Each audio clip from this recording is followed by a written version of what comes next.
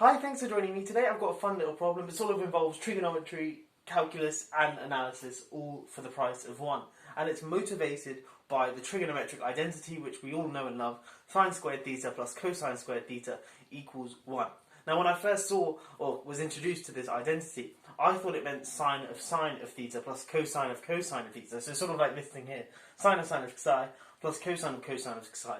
But of course what it actually means is sine of theta all squared plus cosine of theta all squared equals 1.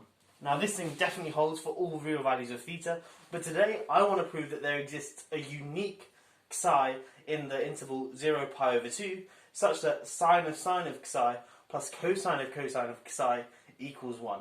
Okay, so this isn't sine squared of psi, this is sine of psi plus cosine of psi. And we want to show that there's, firstly, exists a psi, but also that that psi is unique. Okay, so if you want to have a go at this problem, pause the video now and give it a go for yourself, and I'm going to jump straight into a solution.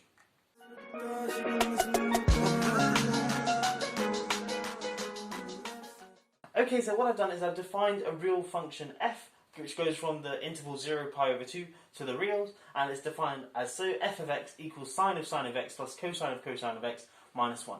So our problem is equivalent to showing that f has a unique root in the interval 0 pi over 2. So the first thing to note is f is certainly continuous. So one way we can show f has a root in 0 pi over 2 is to use the intermediate value theorem. So if the signs of f of 0 and f of pi over 2 are different, then we know that there must be at least one root in the interval 0 pi over 2 because f is continuous, and that's by the intermediate value theorem. Okay, so let's check the value of f of 0 and f of pi of 2, and hopefully they'll be different, and then we can conclude the first part, that i.e. there exists a psi, and then we'll move on to uniqueness. Okay, so what's f of 0? Well, f of 0, plug it into here, we get sine of 0, so this thing here is sine of 0, which we know is 0, so then we get sine of 0, which again is 0, so this first term just vanishes. Then we get cosine of 0, now cosine of 0 is 1, so we get cosine of 1 minus 1. Okay, but of course we know that cosine of 1 is strictly less than 1 because it's not a multiple of pi over 2, so it certainly isn't 1 or minus 1, but in particular it's not 1. So this thing here is strictly less than 1, so when I subtract 1, this thing here is going to be strictly negative. Okay, now let's look at f of pi over 2. Well, f of pi over 2, here we get sine of pi over 2. Sine of pi over 2 is, we know is 1, so then we get sine of 1. Which we don't really have a nice form for, so we'll just write it as sine of 1. Then here we get cosine of pi over 2. Now cosine of pi over 2 is 0, so then we get cosine of 0, which is 1, plus 1, and then minus 1. Then of course these cancel, so this is just equal to sine of 1, and we know sine of 1 is positive, because 1 is between 0 and pi over 2. So this thing here is positive. So by the intermediate value theorem, there must be at least one root between in the interval 0 pi over 2, because f of 0 is negative, f of pi over 2 is positive, so it has to cross that x-axis at some point because f is continuous.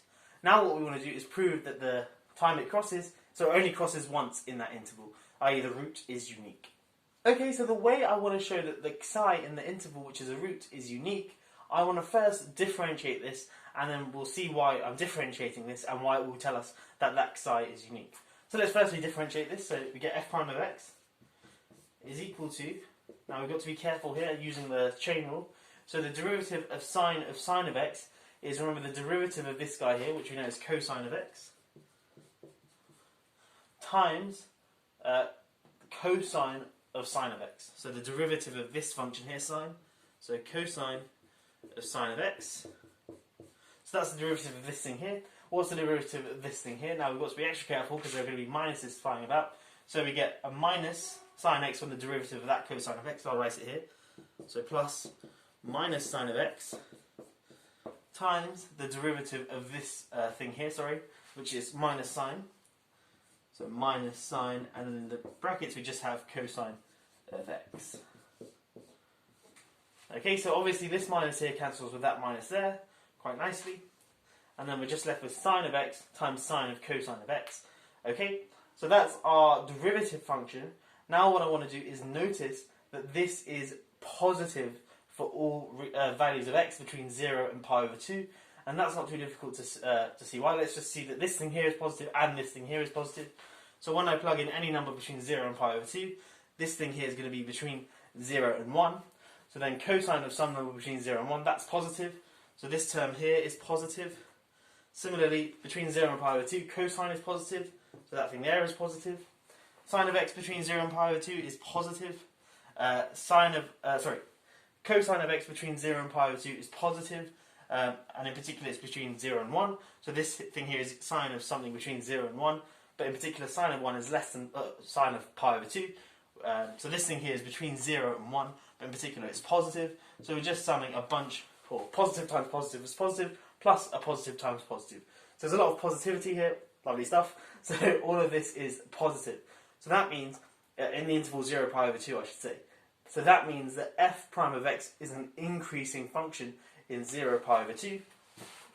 So we know, remember we have the f naught, I can't remember what it was, I think cosine of 1 minus 1. But it was negative in particular, so it starts off there, but then it increases some way, but in particular it's strictly increasing, and it increases up to that point there, which is pi over 2, and that point there I think was sine 1. But in particular, because it's increasing, once it hits the x-axis the first time, it can't ever hit it again, because then it would have to go down, which would make it a decreasing function at some point in this interval. So that means there's only one point where it crosses this x-axis.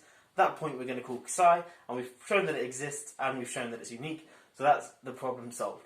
I hope you have enjoyed this video. Thanks for watching. I'll catch you in the next one. Have a great day.